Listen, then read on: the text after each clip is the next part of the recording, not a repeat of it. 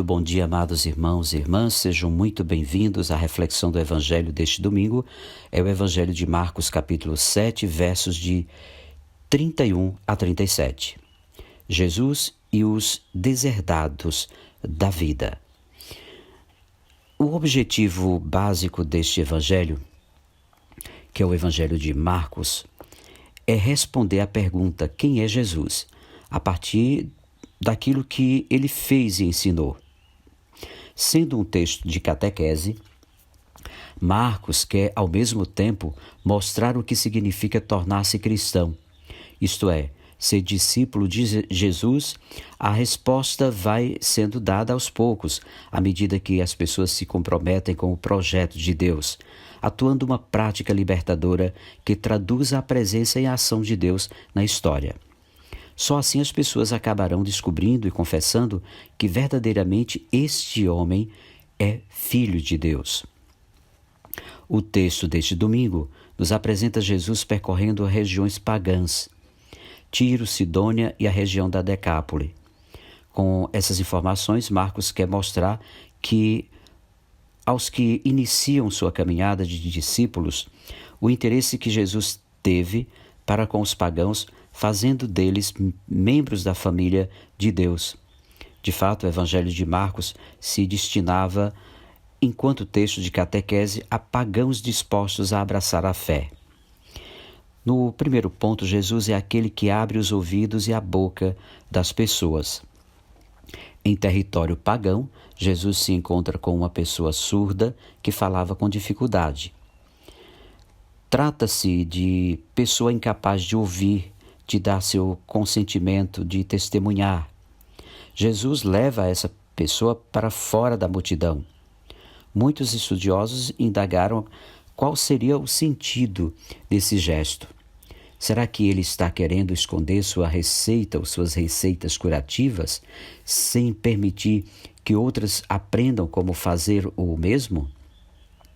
Lido sob a ótica da catequese, o fato tem o seguinte significado: Jesus cura o surdo-mudo, longe da multidão, para que este se sinta depois responsável pelo anúncio daquilo que Jesus lhe fez, tornando-se, por sua vez, evangelizador, isto é, portador da boa nova de que verdadeiramente este homem é filho de Deus.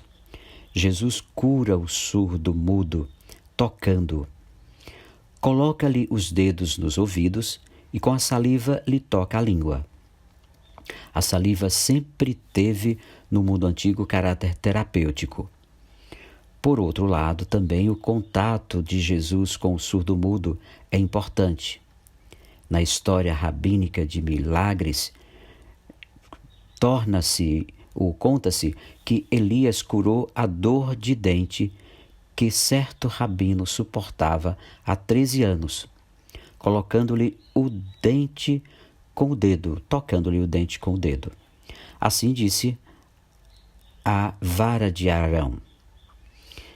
É chamada de dedo de Deus. Tocando Jesus, o surdo-mudo, é o próprio Deus que se ocupa de quem não podia ouvir nem falar. Ou seja, ele está reintegrando a sua dignidade e identidade a alguém que fora privado da vida. Então, podemos perceber que em Jesus, ainda podemos notar que Jesus toca primeiro os ouvidos e depois a boca.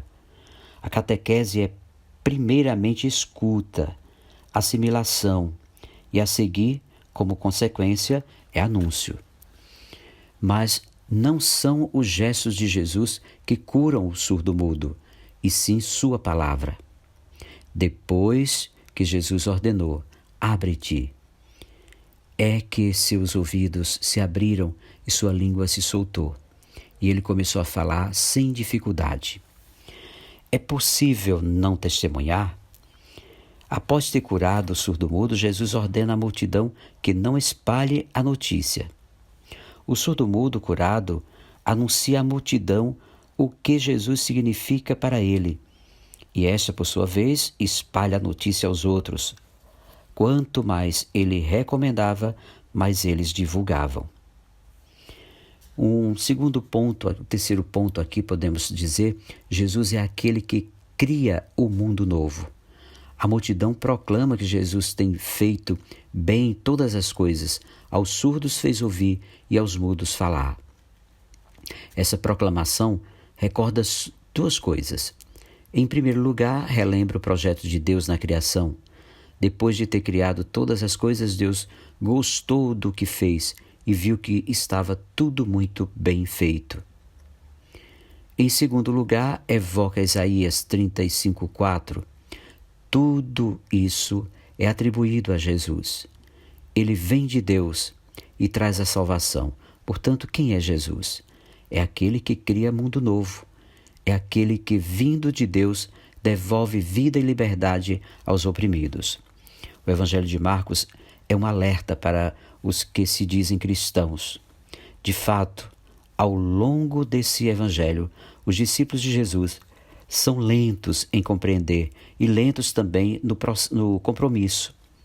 Há muitas passagens em que se fala da incredulidade e cegueira dos discípulos de Jesus. Em território pagão, as coisas são bem diferentes. A multidão crê em Jesus, intercede para que imponha as mãos e cure o surdo-mudo. E o próprio surdo-mudo, depois de curado, torna-se evangelizador. Essa disponibilidade em crer e se comprometer, não facilmente encontrada nos discípulos, emerge rapidamente. Tudo isso é grande desafio para os que creem e se já cristãos maduros e comprometidos.